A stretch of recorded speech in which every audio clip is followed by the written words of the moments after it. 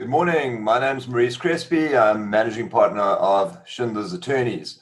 We're here today joined by both Edmund Higenbottam and Brett Roberts, who will be discussing mergers and acquisitions during this COVID period. COBRA was founded by IQ Business, Schindler's Attorneys, and engaged business turnaround. And the idea is that we provide pro bono services with our partners. We have in excess of 60 partners now who've all committed to provide their expertise in the various professions and industries. And the idea is they do so by way of private Zoom sessions. They can meet with you or your team, or they can reach out by sending an email to info@cobra.org.za. We have a website, www.cobra.org.za, with an incredible knowledge base. It has all the details of all the funds and all the regulations in relation to the environment that we find ourselves in.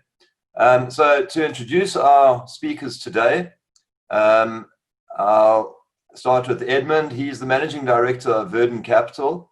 He has originated and led higher profile transactions across multiple different sectors and geographies in Africa and elsewhere. Ed has a total of 19 years of experience in investment banking, of which the last 7 years have been in Africa.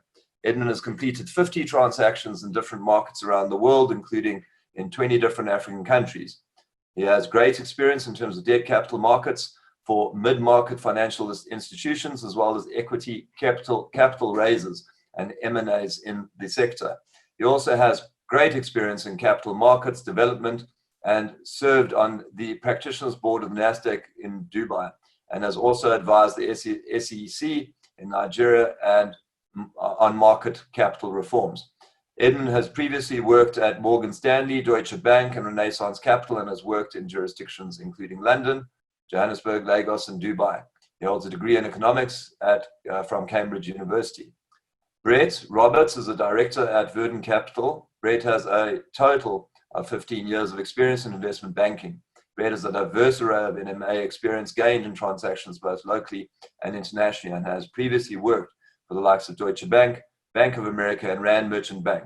Brett holds an engineering degree and an MBA. Before I hand over to them, I'd like to introduce the remaining panelists. We have Emma Marseille from IQ Business, Rene Klopper from IQ Business, and Gary Barachowitz from Schindler's Attorneys. So I'd like to welcome the attendees on the webinar. I'd also like to welcome the Facebook attendees. To the Facebook attendees, we also take questions. We monitor the chat, so please ask any questions that you may have. And similarly, the webinar attendees, that's what this is about. It's about an interaction, so please post your questions. It makes the discussion more dynamic and certainly more interesting. So I'd like to welcome Brett and Edmund. Thanks so much for assisting COBRA and giving up some of your time to give back to South African business. Thanks so much, guys. Over to you.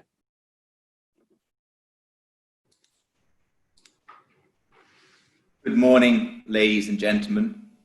And Maurice, thank you very much indeed for the introduction. We'd like to make this presentation as interactive as possible, and I do urge the audience to address any questions to Brett and myself at the end of the presentation. I will now share my screen.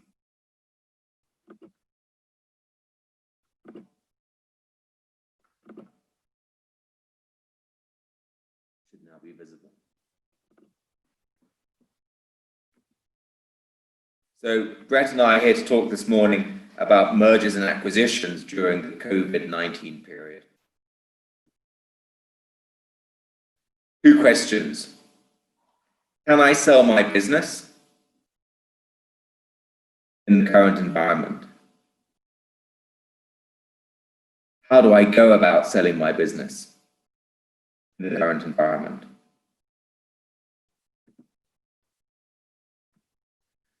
So first of all, the short answer is yes.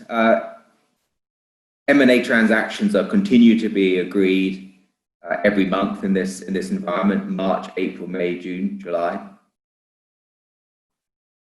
It is fair to say that M&A deal volumes are lower, have been lower over the last few months. I think it's also fair to say that the current market is not a seller's market. And certainly buyers are very focused on opportunities which are less severely exposed to the impact of COVID-19.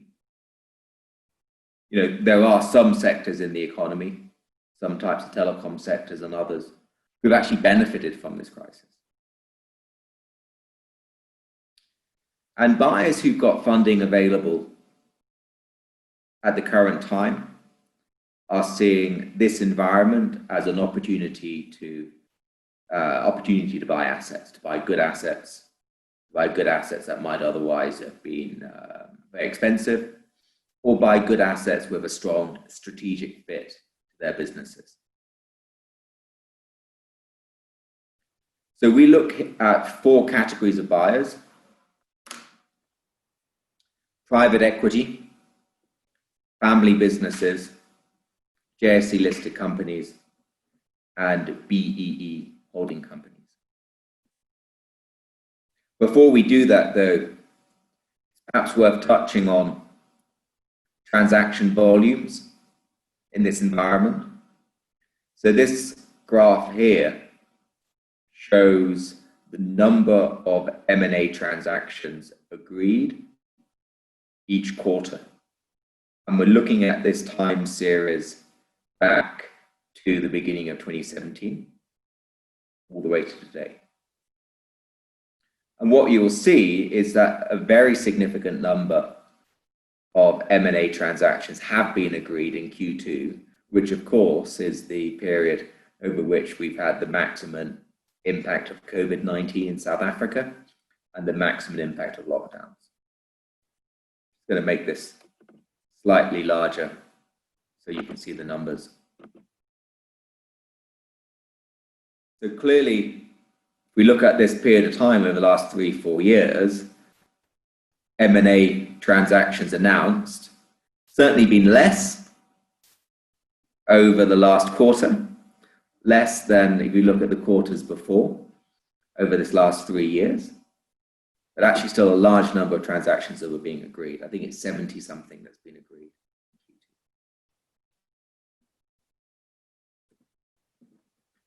Key buyer categories. Private equity. Private equity globally, including in South Africa, have been viewing this crisis as an opportunity to buy good businesses.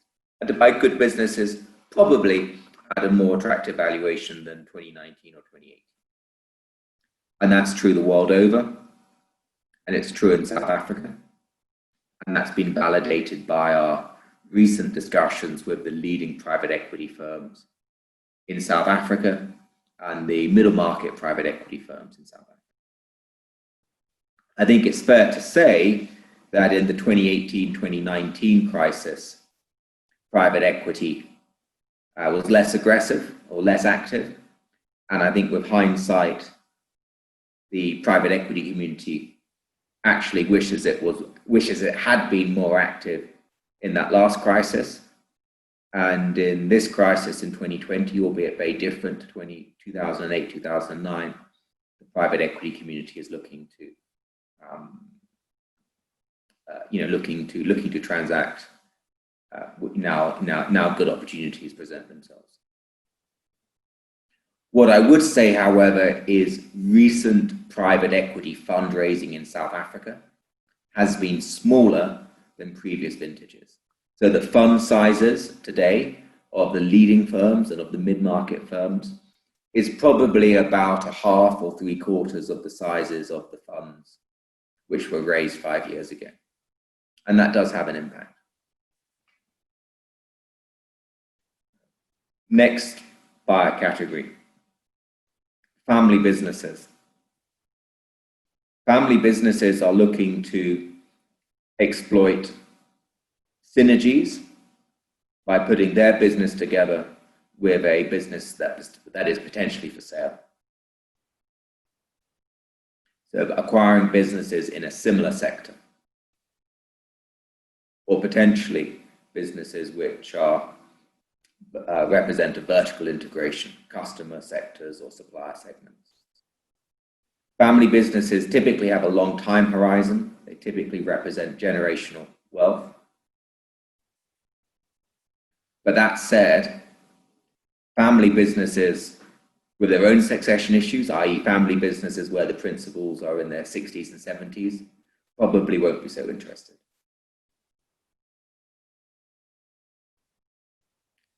JSE listed companies. The appetite of JSE listed companies to make acquisitions really does depend on the company in question and how they're faring in this crisis. But it's fair to say that JSE listed companies have a much broader access to funding than private companies generally. And of course, the South African listed market, the Johannesburg Stock Exchange, has a very high proportion of listed holding companies and conglomerates, be that Bidvest or similar. And those sort of listed conglomerates, listed holding companies are much more important as a segment in South Africa than other markets. And they look at making acquisitions across all sectors. Finally, BEE. And of course, we do need to mention this important buyer group. There has been a lot of talk in politics over the last 3 months that post-COVID, government policy needs to be aligned to promoting more inclusive economic growth and a greater degree of transformation of the South African economy. So there may be certain reforms or certain changes to the BEE regime post-crisis. There may be some other incentives relating to empowerment. Even leaving aside potential policy changes going forward, it is clear that BEE and empowerment may provide benefits for a BEE buyer, particularly in certain sectors. So certain businesses which are selling to state-owned enterprises or selling to the mining sector or selling into the supply chain of a variety of sectors, then there may be procurement benefits for the buyer if the buyer is BEE. There may be an opportunity for the buyer to take the business to places which the existing owners can't. Some BEE holding companies have capital, and they are the focus in terms of the businesses which we talk to. And others are more dependent on state actors for funding. And as we've all seen, the South African government has just benefited from a new 4 billion facility from the IMF. I don't think funding from state access, Q3 2020, is readily available right now. So our focus is very much on BEE companies who have capital of their own. So can I sell my business in the current environment? The short answer is yes. The short answer is that transactions are being successfully negotiated and successfully completed. And if it's a good time for you to sell, if there's a good reason why you want to exit your business, and your business is doing well, or your business is doing okay, or your business was doing well before the crisis, then very likely there is a buyer universe who would look very seriously at the acquisition, and there's an opportunity to complete a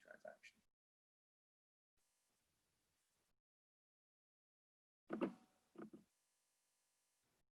How do I go about selling my business? Before you even start making preparations of marketing materials or reviewing potential buyer lists or preparing teasers, preparing non-disclosure agreements, very, very important to identify the key issues that relate to your business and the key issues that may relate to selling your business. these issues on this page are not really issues relating to COVID-19. These points are true 2020, 2019, 2021, 2022. I'm going to take you through the highlights of the issues on this page. Your financial statements. Are your financial statements reflecting the true performance of your business? Are they underreporting or over-reporting the profitability? Many of our clients come to us looking to consider selling their business, and it's clear early on in those discussions that the profitability is underreported in the financial statements. You might ask, why would somebody looking to sell their business underreport the profitability? But actually, some clients, for tax management issues, maybe putting some lifestyle expenses through their companies. And obviously there's certain tax advantages for doing that. And that then underreports the profit of the business. And that reduces the value of the business at the time of sale. Will your financial statement stand up to due diligence? A number of these issues relate to the fact that any buyer will need to do detailed due diligence on your business. And as your advisor, we need to address those issues ahead of time so that when we do face that due diligence, we come through with a clean bill of health. Leaving aside the financial statements, your business plan more broadly. So in order to sell your business, you need a realistic business plan for the next 3 to 5 years. And as an advisor, that's something we would help you prepare. And in preparing that business plan, we would also review key issues in your business. Are you too dependent on a key customer? Are you too dependent on a key supplier? Are your key contracts in good standing? Do you have the right amount of working capital in your business? Not enough working capital in your business, it will hold back the trading performance. It will reduce the profitability of the business and get you a lower valuation. If you've got too much working capital, maybe your receivables are too high, maybe your inventories are too high, that will also have a negative impact on you at the time of sale, because more working capital means more bank financing, and when the buyer looks to complete a transaction with you, they will look at a valuation for the business, not for the equity. They'll look for a valuation for the business, and from that business valuation, they will subtract the amount of debt, and that then leaves the equity for you. If you've got too much working capital, it means you've got too much bank financing to support that, and more bank financing means a lower equity value. Due diligence issues. Are there legal issues? Are there outstanding disputes? Are there threatened disputes? Clearly, if there's litigation threatened against you as a business owner prior to sale, then that's a big due diligence issue. If there's litigation, you're threatening against another party, a customer or supplier, or for any reason, then that's less of an issue, but it's still an issue. Valuation. What is the business realistically worth to a buyer? Not to you as the current owner, but to a buyer. What is the business worth? Does that realistic valuation work for you? If you're selling your business today and you're 72 years old and the sale proceeds is a significant part of your retirement planning, how much do you need? very often the buyer will require the management to stay in the business for a period of time post-acquisition. So for a private equity buyer, that period of time might be 3 to 5 years. For a buyer in the same industry as you, it might be 1 to 3 years. So if you're 72 years old today and you're selling your business, can you stay in this business for another 3 to 5 years, 2 to 5 years? Do you want to emigrate? Are you fit and healthy? Can you see yourself continue to perform this role for the next few years? If you don't sell this business today, and instead you plan to sell the business in 5 years' time, in 5 years' time, you'll be 5 years older. At that point, will you be able to stay in the business another 2 to 5 years?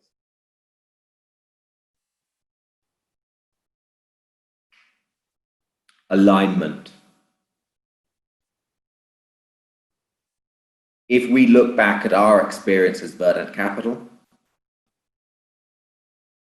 the key reason for M&A transactions not to complete, where our projects have not completed, is not lack of interest from buyers or lack of interest from investors. It's certain shareholders changing their mind and deciding not to sell. Or it's different shareholders within a client who want to sell and different shareholders who don't want to sell. So it's very, very important at the outset to get an alignment between different shareholders on that decision to sell. Clearly, if you're the sole shareholder or the vast majority shareholder, it's just up to you.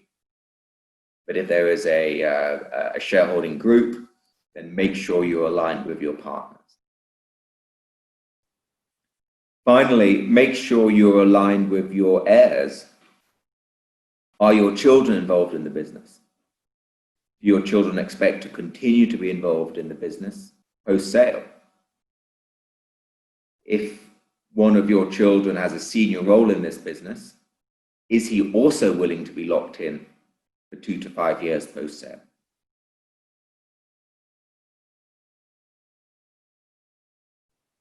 So be ready for the due diligence and be ready to make the right impression on bidders. This process of identifying issues, this process of getting clear alignment and a clear roadmap, working through these issues with a client might take a month, might take 6 months. Whether it takes 1 month or 6 months, make sure you resolve these issues and any other issues before getting to the start line.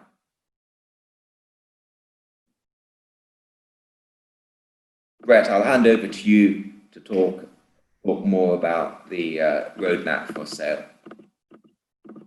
Thanks, Ed. So on this slide, we provide an overview of how an M&A process flows for a typical competitive sale process. At a minimum, a transaction takes around 6 months, but can take considerably longer, which will be dependent on the level of preparedness as well as interest in the business. The first phase of the process is the due diligence readiness, which is what Ed has just talked about. DD readiness is critical to ensure that your business will allow the DD to be adequately completed by the potential acquirer and that red flags issues will be mitigated as far as possible. Maintaining readiness may take some time to finalize, and therefore the exercise should be undertaken well before the intended date to launch the transaction. The next phase of the process is the marketing preparation phase. There are 4 aspects which form part of the marketing preparation phase. It's firstly, identification of potential bidders. Secondly, preparation of marketing materials. Thirdly, preparation of a virtual data room. And then fourthly, preparation of a sale and purchase agreement. The output from this phase will be used throughout the execution phase at various points. Looking at prospective buyers, it will be important to understand the types of buyer that are likely to have an interest in your business, as this will improve the prospects of success. Some of the types of buyer were covered earlier in the presentation. In order to maximize the prospects of success, one generally needs to think outside of the box as the prospective buyer universe, as to the prospective buyer universe, and not only identify the obvious buyers. Keep in mind also that different buyers have different investment criteria, and therefore the buyer universe may be impacted by the structure of the transaction. So, for example, private equity in many cases prefer to acquire significant minority positions, whereas a trade buyer will seek a control acquisition of the business. The marketing materials comprise primarily an information memorandum, which provides a detailed overview of the business. The document is an important tool to sell the business and needs to detail the attributes of the business, as well as the financial history and prospects of the business and how the business is differentiated from its competitors. It also needs to present a compelling investment case for why a prospective buyer should be interested in the business and be willing to pay an attractive price. The virtual data room contains detailed information on the company and includes information such as corporate governance information, detailed financial information such as financial statements and management accounts, business planning documents, commercial aspects such as key contracts, details on legal risks facing the business, tax status, human resources information. After the marketing phase, the transaction moves to the execution phase. At this point, prospective buyers are contacted and the process of engaging with them commences. The initial phase of execution is to engage with prospective acquirers to gauge potential interest. If there is interest, prospective buyers will typically sign a non-disclosure agreement and receive access to the information memorandum. They will be requested to submit a non-binding offer.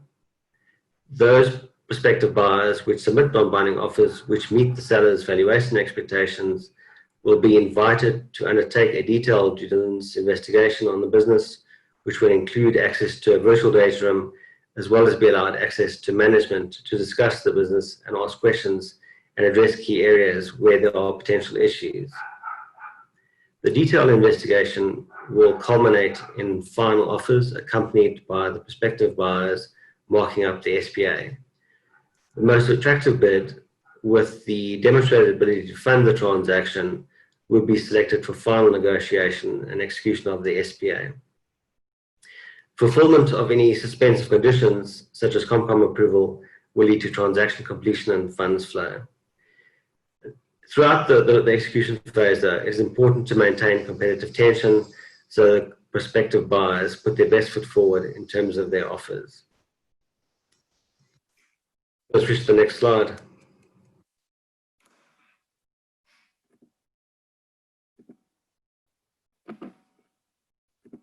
Next slide. Yeah. In our experience, the benefits of hiring an advisor far outweigh the costs when it comes to executing an M&A transaction. The advisor will be better positioned to identify potential issues which can be worked through before launching the transaction. The advisor will also understand the key aspects the marketing material should address and therefore help create a compelling document. The advisor will be well positioned to significantly broaden the buyer universe that will be targeted, and the advisor will be able to provide tactical advice to get the most out of bidder engagement. Considering these aspects, the net impact will be to help de-risk the transaction. And for many clients, selling the company is a once-in-a-lifetime event, and therefore it is important that the seller is best positioned to maximize outcome. And Brett, as you mentioned, for many clients, you sell your business once, and that's a culmination of your life's work, and that of course makes it incredibly important to de-risk. But for very many highly successful, highly experienced entrepreneurs, they don't actually have experience selling their company. Kept it, they've run it, and that's why it's such a success today, because they've been doing the same thing for so many years. But it does mean that at this critical juncture, within their immediate circle, within their team, CFO, key other stakeholders, they don't have experience of selling companies. Verdant Capital, we sell businesses constantly. We complete anything from 5 to 10 transactions of this type or similar every year. And we've seen it all before. We've seen the pitfalls. We've seen the issues. We're able to preempt the issues, whether there's issues in your business or whether there's issues related to negotiation. We're able to preempt them and get the best possible transaction for you. And Rene and Maurice, I see some questions are starting to come through on the chat. Yes, I see there's one from Renee. What strategies are JV private equity guys using during COVID to leverage their cash flush positions relative to sellers, and how do sellers parry this?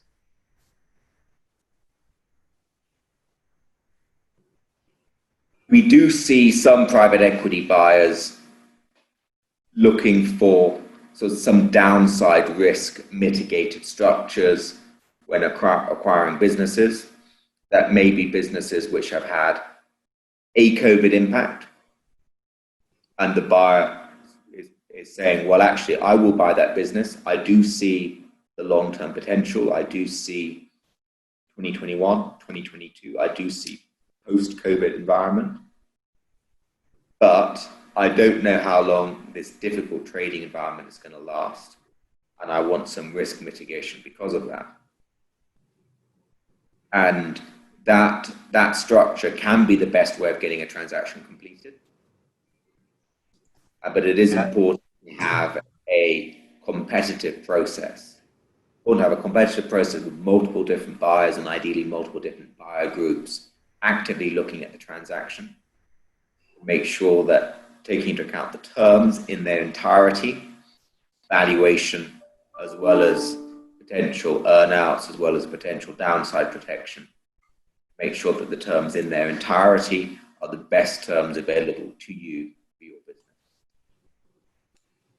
business. There's another question, Edmund. What size companies do private equity look at? Well, it depends how big the private equity firm is.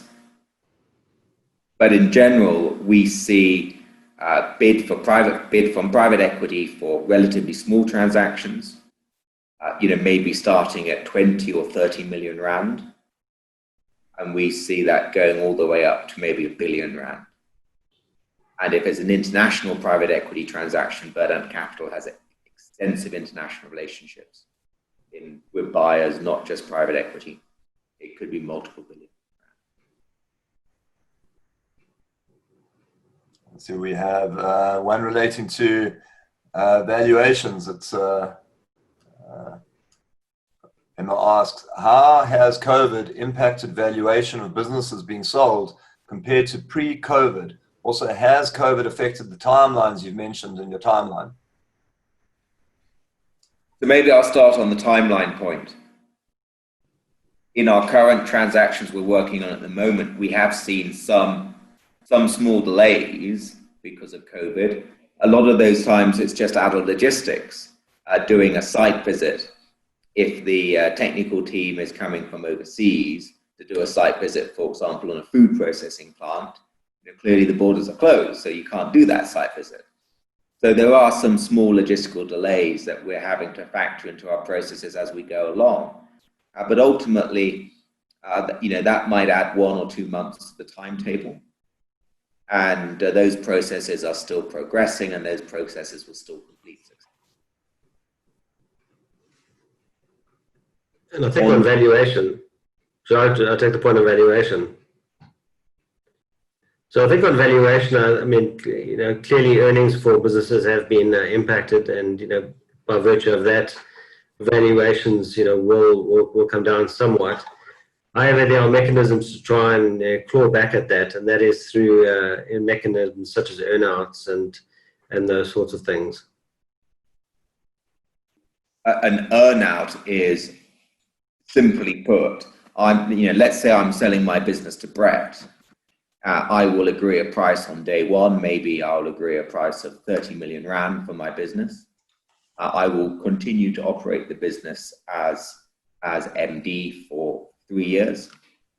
And if my business achieves certain certain financial targets, then that sale price is increased. I earn more. The business is earning more.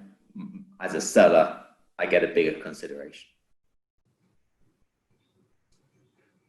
I was wondering if you guys can answer this. What has happened? Has there been a paradigm shift in relation to the types of transactions that you guys are looking at?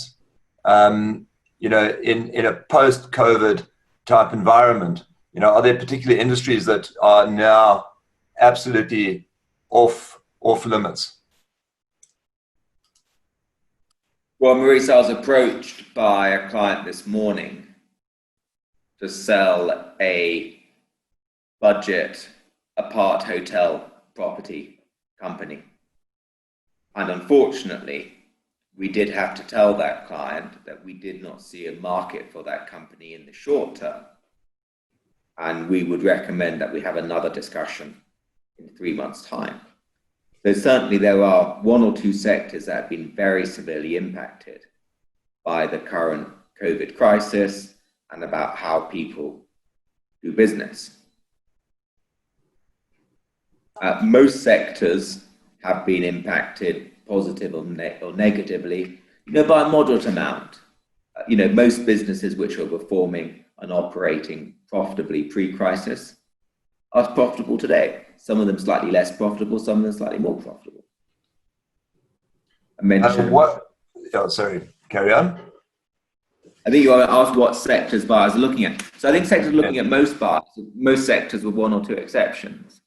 Certain sectors are performing very, very strongly in the crisis. So things such as business telephony.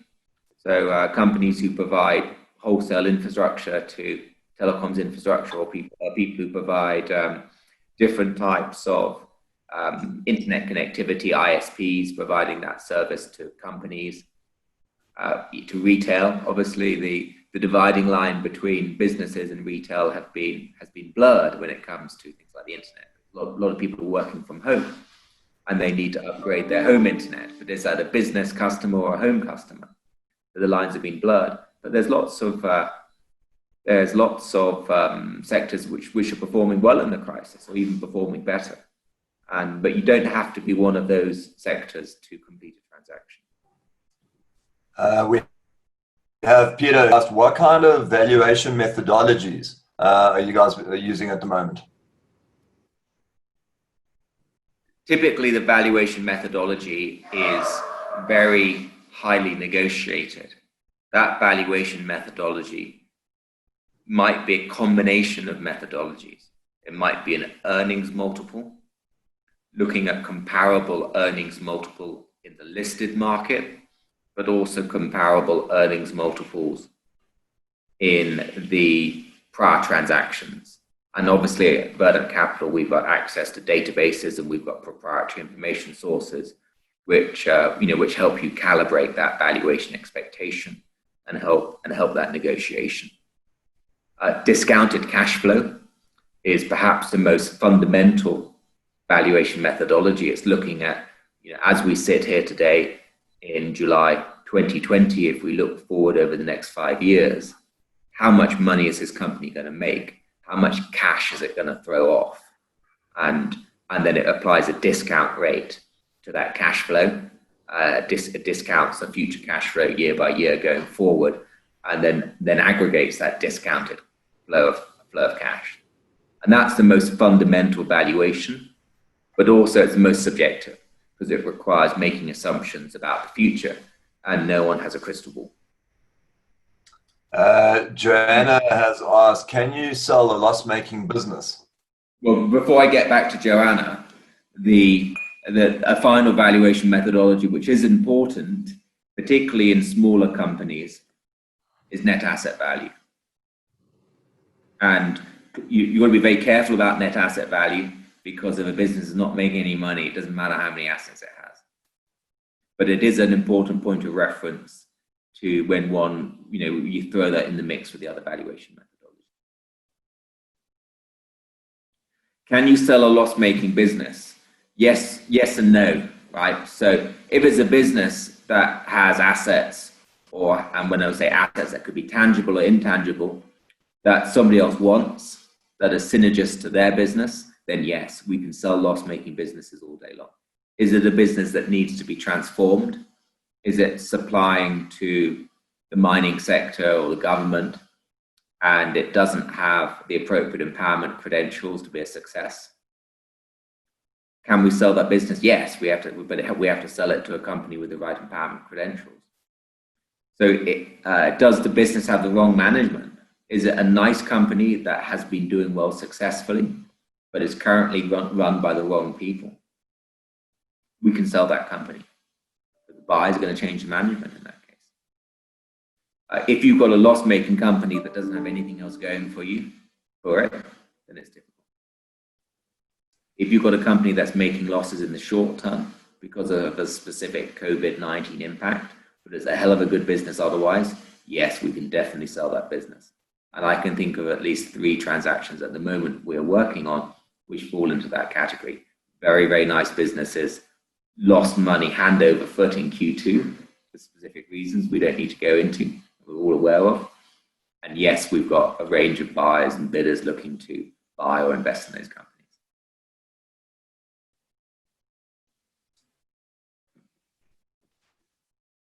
What are you guys doing, just back to the question of valuations? If you were to apply a future discounted cash flow methodology, what are you guys doing in relation to the next year or 18 months? What are you predicting? Well, it depends on the sector, but we expect a cautious recovery in most sectors as life normalizes again. And when I say cautious, we never know when there will be, we never know what is going to be the progression of the pandemic. We don't know what is going to be the progression of the disease in South Africa. There could be new restrictions in 3 months' time, 6 months' time, or 9 months' time, and they could have an impact on business. So while we expect that H2 will be better than H1, and H1 will be better, H1 2021 will be, but the first half of 2021 will be better than the second half of this year, and so on. We don't know that for sure. So we have to be a little bit cautious about those assumptions of the recovery. Have you, it kind of ties in with the earlier question, but I think it's pretty relevant to COBRA, because COBRA is about distressed businesses. And, there's the distressed businesses are now regarded as a potential market when it comes to funders and lenders. And, we have legal mechanics such as post-commencement finance that we find in our Companies Act that are useful tools for these kind of transactions. Where are you in relation to that space? So we do assist in business turnarounds. That business turnaround is through refinancing your debts with new debts or with equity. Whether that's selling part of your business in order to reduce leverage,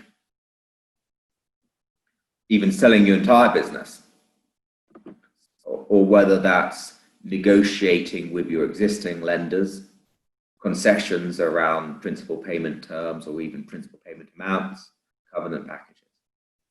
So we are involved in business turnarounds, but our practice is strictly out of court, and we're not involved in court processes or post-court processes. And actually, we find value is best protected for all stakeholders by getting to a negotiated position before getting lawyers and courts involved.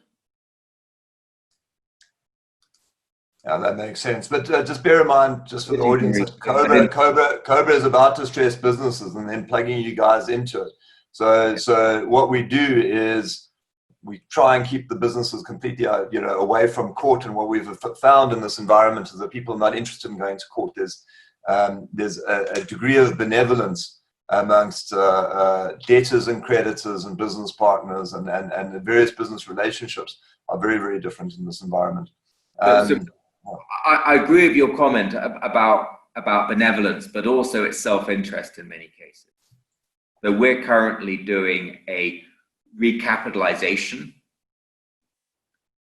combined with a renegotiation of existing loans. And this is for a financial institution which provides payroll loans and provides some credit for small businesses.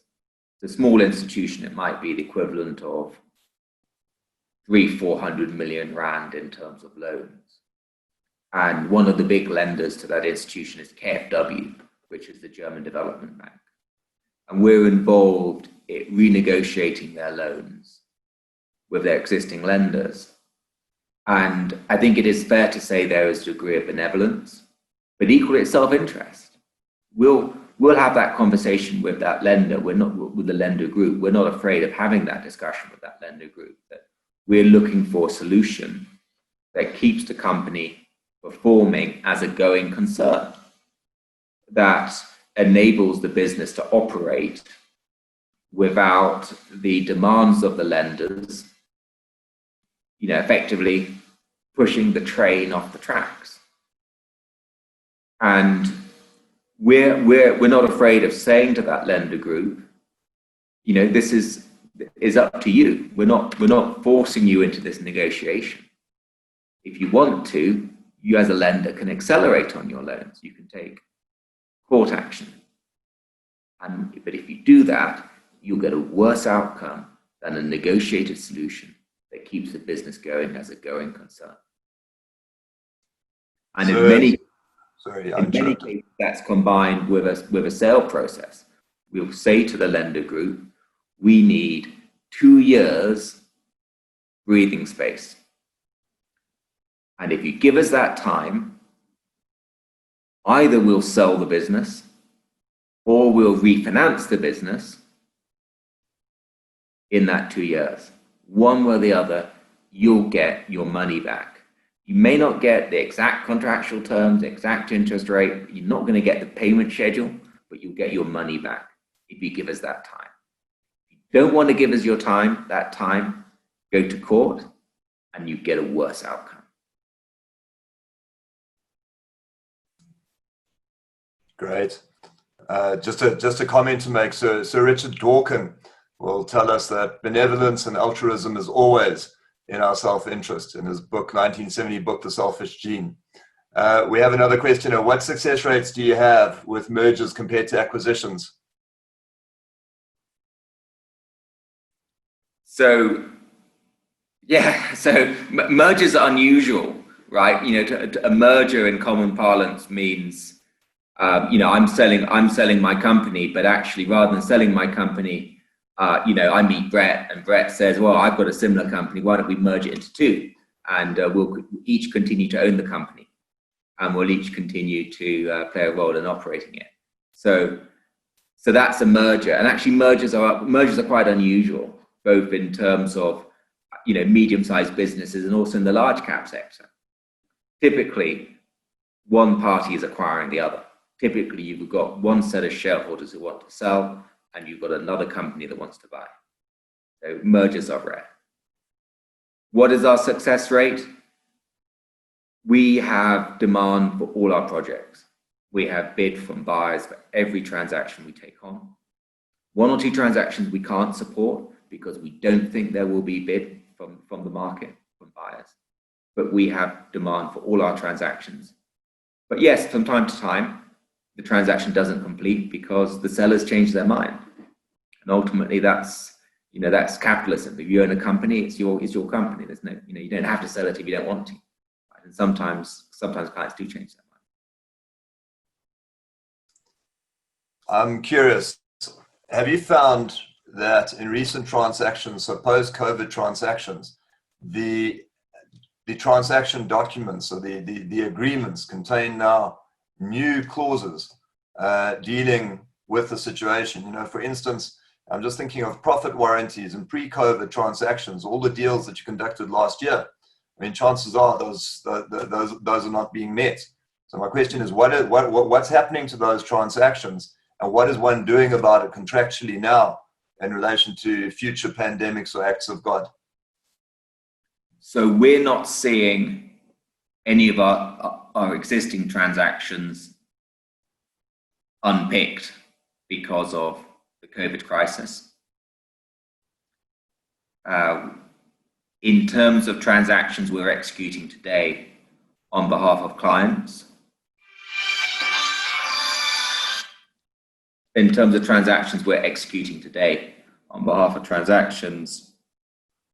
we are much stricter in terms of things like material adverse change clauses, or much stricter about force majeure clauses, and similar outs for the buyers.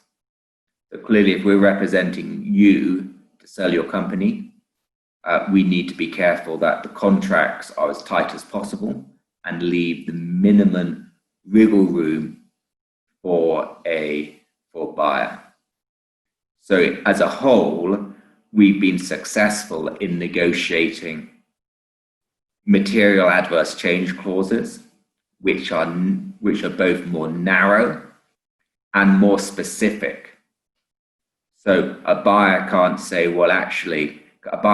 2 months down the line, well, actually, COVID-19 had a bigger impact than I thought it was going to have, or it's, the impact lasted a bit longer than I thought, so bad luck, I'm not going to go ahead with the deal.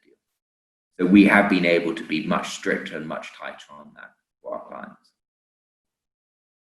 Are you guys involved in managing? Are you jumping in and assisting in relation to defaults that have occurred in relation to transactions, let's say, in the last 3 years? You know, what's happened there? You have a relationship with the parties. You know both of them. Here's an act of God. It's a no-fault-based breach in a sense. Are you guys jumping in there? What's happening in that space? No, we're doing that, and as you say, Maurice, it's in many cases an act of God, and negotiation with creditors is typically a win-win outcome, and we are doing that for certain clients, renegotiating institutional cap funding, or renegotiating with existing lenders, or providing and arranging new financing. And typically, you only renegotiate your loans if you're in default.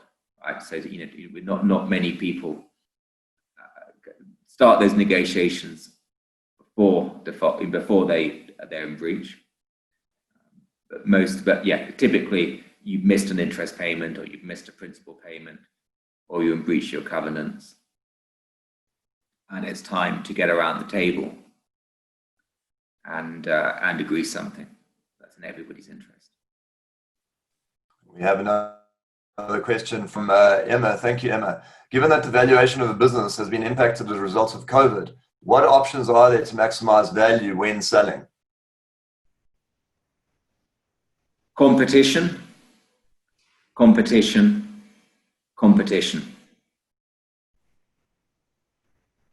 Somebody once said, the value of a business is what someone's willing to pay for it. Not true. The value of the business is what the second guy is willing to pay for it. Because the value of the value that the second guy is willing to pay for it is what the first guy, who wants the business the most, has to outbid to get it.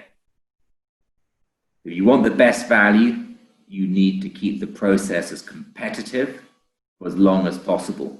And when Brett set out that timetable a few minutes ago, one of the points he kept coming back to at each different juncture is how we as a firm, how we Verdant Capital, use devices to keep the process competitive for longer. Brilliant. I think that's it for questions. I don't know if there are any other questions. Or Brett, do you want to add anything? Just one more point on the maximizing value. I think we talked about it a bit earlier. So there's competition, but there's also looking at structures to and our value unlock later, and that's the likes of earnouts. One more question. Go for it. Is there another question? Yes. Emma. Oh, so this says Emma. Thank you for joining. Well, yes, thank you all for the audience for joining. I very much hope that this panel and this presentation has been useful. We'd love to hear from you. Our website is www.verdant, VERDANT-cap.com. Our email contact details are on that, and we'd love to hear from you. We'd love to help, and we can have a discussion in terms of what your plans are for the next 24 months. It doesn't have to be a sale process. We're starting in August. We can plan ahead for next year. And brilliant. And if you didn't get those details, please email us at info@cobra.org.za and we'll send them to you. And if you want to set up a Zoom session, we'll arrange it via COBRA. We'll tee that up for you, and we'll, if need be, add additional professionals. If you need advice on certain aspects of your business, we can throw those professionals in. And yeah, that's what COBRA is about. So thank you very much to the attendees and to the panelists. Thanks so much, guys. This was really insightful. We're going to ask that you come back. This was absolutely brilliant. And yeah, thanks so much. Until tomorrow, to the attendees. Great. Thank you for having us. Thank you.